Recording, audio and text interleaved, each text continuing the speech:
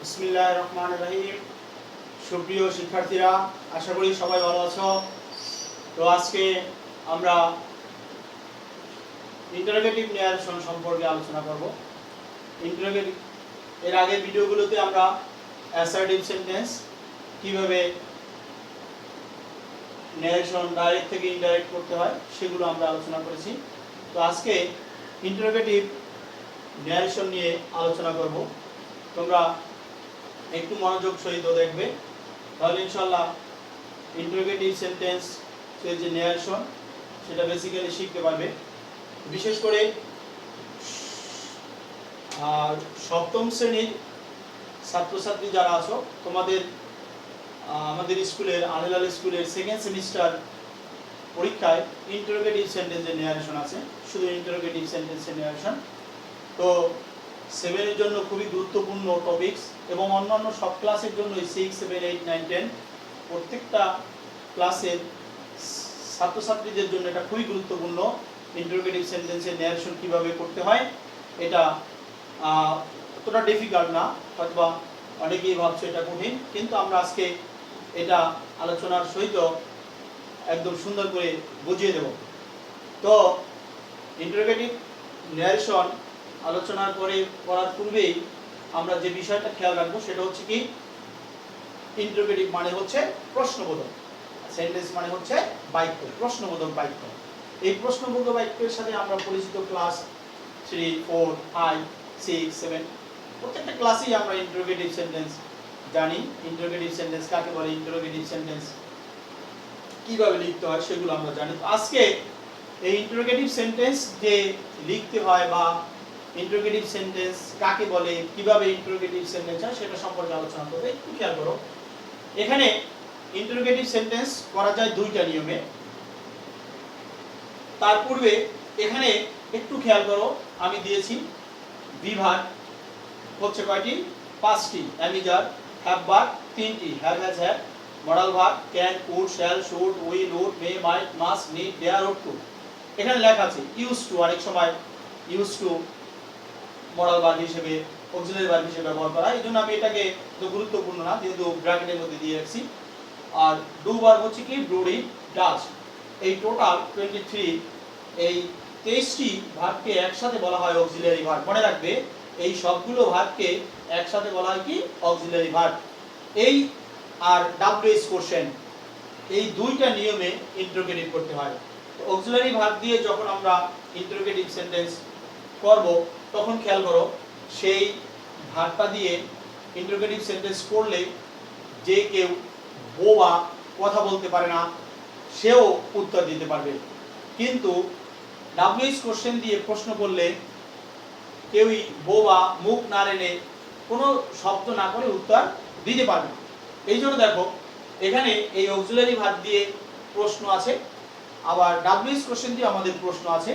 একটু উদাহরণ দিই আমি, খেয়াল করো।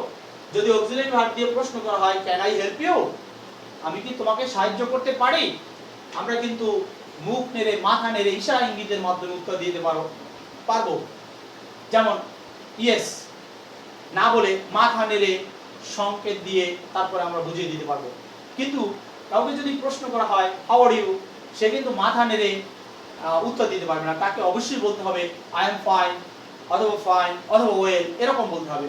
তাইলে আমরা অক্সিলারি ভার্ব দিয়ে প্রশ্ন করলে সেটার উত্তর দেব কিভাবে, যে কেউ সেটা ইশারা ইঙ্গিতের মাধ্যমে উত্তর দিতে হবে। যখনই দেখবে কোনো প্রশ্ন ইশারা ইঙ্গিতের মাধ্যমে উত্তর দেওয়া যায়, অর্থাৎ মুখ নাড়ে শব্দ না করে উত্তর দেওয়া যায়, তখনই সেটা হচ্ছে অক্সিলারি ভার্ব দিয়ে প্রশ্ন।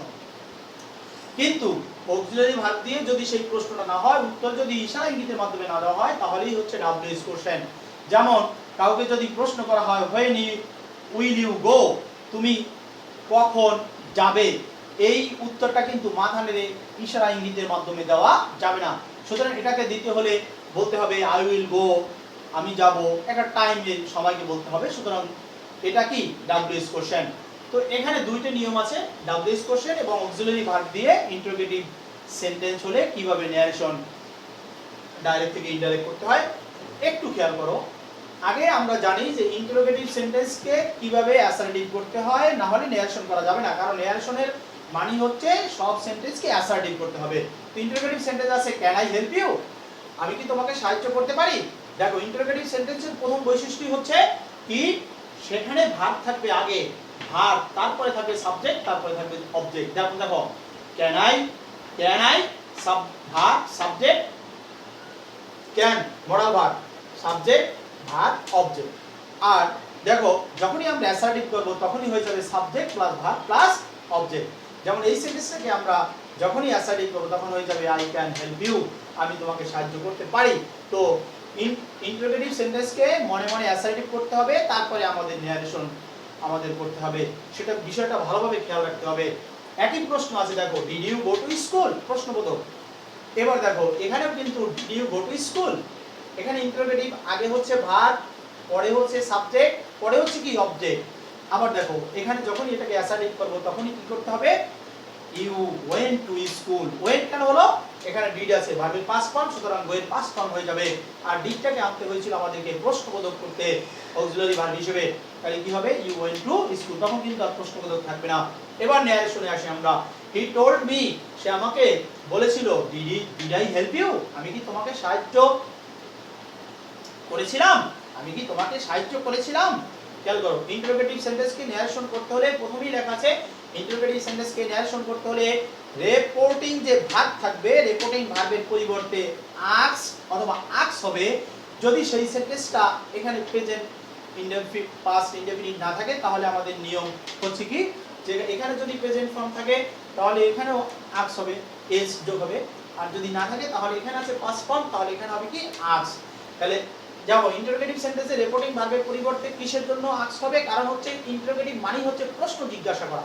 তো প্রশ্ন জিজ্ঞাসা করা হলে কি, হি টোল্ড মি, সে আমাকে বলেছিল, ডিড আই হেল্প ইউ, যেহেতু ইন্টারোগেটিভে ই মানে হচ্ছে কি আক্স, তাহলে কি হি আস্কড মি, সে আমাকে প্রশ্ন করেছিল, সে আমাকে জিজ্ঞাসা করেছিল। কি জিজ্ঞাসা করেছিল, সে আমাকে জিজ্ঞাসা করেছিল।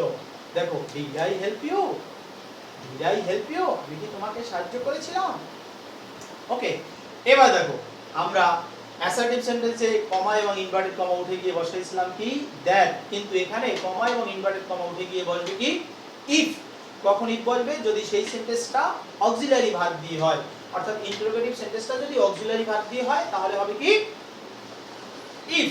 আর যদি ডাব্লিউএস কোশ্চেন দিয়ে হয় তাহলে WH question who, what, who is, how, when যেটা থাকবে সেটাই বসবে। আবার বলছি, যদি অক্সিলারি ভার্ব দিয়ে হয় তাহলে বসাবো ইফ, আর যদি ডাব্লিউএস কোশ্চেন দিয়ে হয় তাহলে সেন্টেন্সটি কমা এবং ইনভার্টেড কমার পরিবর্তে বসবে ডাব্লিউএস, যে ওয়ার্ডটি থাকবে সেটিই বসবে। আর সেন্টেন্সটি সব সময় অ্যাসার্টিভ করতে হবে, সবসময় মনে রাখবে ওখানে থাকবে ইন্টারোগেটিভ, আমরা অ্যাসার্টিভ করব এই নিয়মে subject plus verb plus object, আর ন্যারেশনের নিয়ম অনুসারে পরিবর্তন হবে।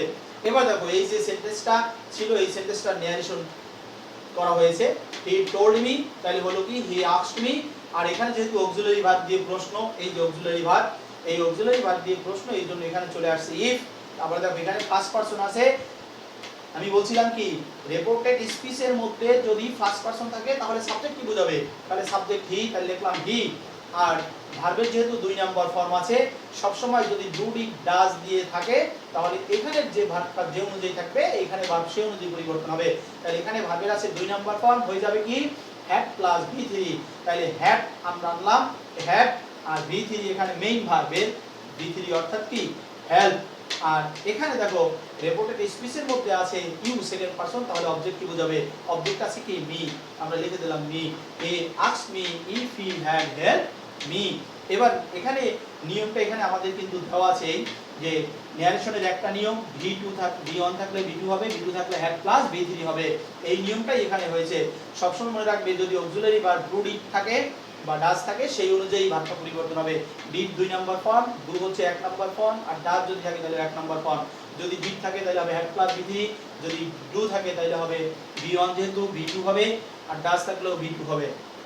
আচ্ছা, এখানে আরেকটা एग्जांपल দেওয়া আছে, দেখো এটা অক্সিলারি ভার্ব দিয়ে ছিল। এবার ডাব্লিউএস কোশ্চেন দিয়ে প্রশ্ন, the boy said to me her, বালকটি তাকে বলেছিল when will you go, তুমি কখন যাবে। খেয়াল করো when কিন্তু অক্সিলারি ভার্ব না, এটা হচ্ছে কি ডাব্লিউএস কোশ্চেন, কারণ এই উত্তর আমরা কিন্তু ইশারা ইঙ্গিতের মাধ্যমে দিতে পারি না। এইজন্য কি when হচ্ছে ডাব্লিউ ইজ কোশ্চেন। এবার দেখো তাহলে নিয়ম অনুযায়ী আমরা সেভ টু রিপোর্টিং ভার্বের পরিবর্তে আজ বসবে, আজ বসালাম, তারপরে কমা এবং ইনভার্টেড কমা উঠে গিয়ে এখানে বলছিলাম কি ডাব্লিউ ইজ কোশ্চেন থাকলে সেটাই বসবে, ডাব্লিউ ইজ কোশ্চেন বসালাম। এবার দেখো এখানে আগে আছে ভার্ব, পরে আছে সাবজেক্ট। আমাদের নিয়ম অনুযায়ী আগে হবে সাবজেক্ট, পরে হবে ভার্ব। তাহলে সাবজেক্টকে নিয়ে আসি ইউ। রিপোর্টিং স্পিচের মধ্যে ইউ আছে, যেহেতু রিপোর্টিং স্পিচের মধ্যে সেকেন্ড পারসন আছে তাহলে অবশ্যই অবজেক্ট কি বোঝাবে, তাহলে অবজেক্ট কি হচ্ছে আর, আর এর সাবজেক্ট ফর্ম কি শি, লিখলাম শি। আর দেখো আমাদের ন্যারেশনের নিয়ম অনুযায়ী ভার্বের এক নাম্বার থাকলে হবে 2 নাম্বার, তাহলে কি হলো উইল থাকলে হবে কি উড, আর এখানে আছে কি গো, গোই থাকবে। তাহলে কি হলো আমাদের যে রিপোর্টিং ভার্বের পরিবর্তে অ্যাকশন লিখলাম, তারপরে কমা ইনভার্টেড কমা উঠে গিয়ে ডাব্লিউ ইজ কোশ্চেন যেটা ছিল সেটা লিখলাম, আর নিয়ম অনুযায়ী আমাদের subject plus verb plus object আমরা বসালাম। ন্যারেশনের অনুযায়ী ভার্বের এক নাম্বার ছিল, 2 নাম্বার বসালাম। আরেকটা উদাহরণ আছে, একটু খেয়াল করি, এটা একটু খেয়াল করলেই আরো ভালো বুঝতে সুবিধা হবে। she said to me, সে আমাকে বলেছিল, দেখো can I help me, can I help me, sorry me তো হবে না, can I help you, তুমি কি আমাকে সাহায্য করতে পারো।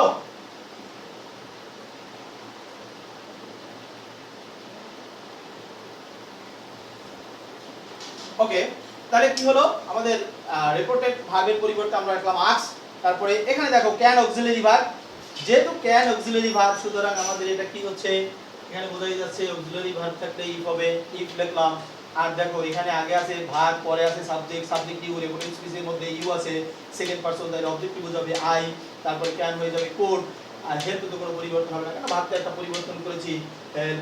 আর দেখো এখানে সেকেন্ড পারসনে আছে ইউ, মানে রিপোর্টেড স্পিচের মধ্যে সেকেন্ড পারসন আছে ইউ, ইউ থাকলে সবসময় মনে রাখতে হবে তাহলে কি বুঝাবে, অবজেক্টকে বুঝাবে, অবজেক্টকে বুঝাবে। Can you help, can you help, ঠিক বুঝিনি সরি अगेन। তাহলে কি হলো এখানে মি আছে অবজেক্ট, তাহলে মি দ্বারা যেহেতু এখানে ফার্স্ট পারসন আছে সুতরাং সাবজেক্টকে বোঝাবে, তাহলে হয়ে গেল কি দেখো সাবজেক্ট আছে কি শি, হয়ে যাবে আর। আবার একটু রিপিট করি তারপরে আজকে ক্লাস শেষ করি। সবাইকে একটু খেয়াল করো সবাই, দেখো আমাদের নিয়মটা হচ্ছে আগে ইন্টারোগেটিভ সেন্টেন্স চিনতে হবে, তারপরে অ্যাসার্টিভ করতে জানতে হবে, তারপরে ন্যারেশনের নিয়মও জানতে হবে। ইন্টারোগেটিভ সেন্টেন্সে সব সময় ভার্ব আগে থাকবে, অ্যাসার্টিভ সেন্টেন্সে আগে সাবজেক্ট থাকবে। আর এখানে দুইটা উদাহরণ দেওয়া আছে ইন্টারোগেটিভ সেন্টেন্সকে ন্যারেশন করার সময়, যে ইন্টারোগেটিভ দ্বারা প্রশ্ন জিজ্ঞাসা করা, ইংরেজি হচ্ছে আস্ক, সুতরাং রিপোর্টিং ভার্বের পরিবর্তে হবে কি আস্ক। আর কমা ইনভার্টেড কমা উঠে গিয়ে অ্যাসার্টিভ সেন্টেন্সে দেখ বসতো, এখন বলবে কি যদি অক্সিলারি ভার্ব দিয়ে প্রশ্ন হয় তাহলে হবে ইফ, আর যদি ডাব্লিউ ইজ কোশ্চেন দিয়ে হয় তাহলে হবে কি ডাব্লিউ ইজ কোশ্চেন যেটা থাকবে সেটা হবে। আর সেন্টেন্সটা পরিবর্তন হবে, অ্যাসার্টিভ সেন্টেন্সে পরিবর্তন হবে ইন্টারোগেটিভ সেন্টেন্সটা subject plus verb plus object, আর নিয়মটা পরিবর্তন হবে V1 থাকলে V2, V2 থাকলে হ্যাড প্লাস V3। এবার এখানে উদাহরণ, he asked me if he had helped me. খেয়াল করো এই যে সেন্টেন্সটা ছিল এই সেন্টেন্সটা হি আস্কড মি, এখানে অক্সিলারি ভার্ব দিয়ে ইফ লিখলাম আমরা ইফ, আর এখানে রিপোর্টেড স্পিচের মধ্যে ফার্স্ট পারসন আছে সুতরাং ফার্স্ট পারসন থাকলে সব সময় সাবজেক্ট কি বোঝাবে, তাহলে হি লিখলাম। আর এখানে ডি 2 নাম্বার ফর্ম আছে থাকলে হবে কি হেড প্লাস V3, লিখলাম হেড V3 হেল্প। আর এখানে রিপোর্টেড স্পিচের মধ্যে সেকেন্ড পারসন আছে, সেকেন্ড পারসন থাকলে সব সময় অবজেক্ট কি বোঝাবে মি লিখলাম। এখানে আরেকটা एग्जांपल, এখানে রিপোর্টেড স্পিচের পরিবর্তে আমরা আস্ক লিখলাম, এখানে ডাব্লিউ ইজ কোশ্চেন আছে ডাব্লিউ ইজ কোশ্চেন লিখলাম, এখানে আগে ভার্ব আছে পরে ভার্ব যাবে আগে সাবজেক্ট হবে, তাহলে সাবজেক্ট রিপোর্টেড স্পিচের মধ্যে ইউ থাকলে অর্থাৎ সেকেন্ড পারসন থাকলে সবসময় অবজেক্টকে বোঝায়, তাহলে অবজেক্ট আছে শি, আর এর সাবজেক্ট ফর্ম হচ্ছে শি। আর উইল থাকলে আমাদের নিয়ম অনুযায়ী V1 থাকলে V2 হবে, টু হয়ে যাবে আর গো। अगेन আরেকটা example, she said to me, সে আমাকে বলেছিল can you help me। এবার খেয়াল করো এখানে রিপোর্টেড স্পিচের পরিবর্তে ভার্বের পরিবর্তে আস্ক লিখলাম, আর এখানে যেহেতু অক্সিলারি ভার্ব দিয়ে প্রশ্ন ছিল সুতরাং কমা ইনভার্টেড কমা উঠে গিয়ে ইফ হবে, আর এখানে সাবজেক্ট আগে আসবে কারণ এটা হচ্ছে অ্যাসার্টিভ করব আমরা, তো ইউ সেকেন্ড পারসন, যদি সেকেন্ড পারসন থাকে সব সময় অবজেক্ট কি বোঝাবে, তাহলে অবজেক্ট হচ্ছে মি। খেয়াল করো মি থাকলে মি এর প্রনাউন ফর্ম হচ্ছে আই, আর ক্যান থাকলে কুড হবে হেল্প। আর এখানে দেখো মি আছে রিপোর্টেড স্পিচের মধ্যে ফার্স্ট পারসন থাকলে সব সময় সাবজেক্ট কি বোঝাবে, সাবজেক্ট আছে কি শি, তাহলে শি এর প্রনাউন ফর্ম হচ্ছে কি আর। ইন্টারোগেটিভ সেন্টেন্সটি বারবার বাসায় প্র্যাকটিস করবে তাহলে আশা করি সবাই ভালোভাবে বুঝতে পারবে। তো সপ্তম শ্রেণীর ছাত্রছাত্রীদের আবারও দৃষ্টি আকর্ষণ করছি, তোমাদের যেহেতু শুধুমাত্র ইন্টারোগেটিভ সেন্টেন্সের নেশনই আছে এই পরীক্ষায়, একটু ভালো করে এর ব্যতিক্রম কোনো নিয়ম নেই, এইভাবেই সবগুলো প্র্যাকটিস করলে আশা করি তোমরা সব উত্তর দিতে পারবে। অন্যান্য ক্লাসে যে ছাত্রছাত্রীরা আছো তোমাদের যদি নেশনে কোনো দুর্বলতা থেকে থাকে তাহলে এটা বারবার দেখবে, প্রয়োজনে ডাউনলোড করে নেবে বা বারবার আমাদের আজলালের যে অনলাইন ক্লাস আছে সেই ক্লাসগুলো দিয়ে ভালোভাবে দেখে নেবে, শেয়ার করবে, সবাইকে দেখার সুযোগ করে দিবে। আজকে এ পর্যন্ত, ধন্যবাদ, সবাই ভালো থাকো।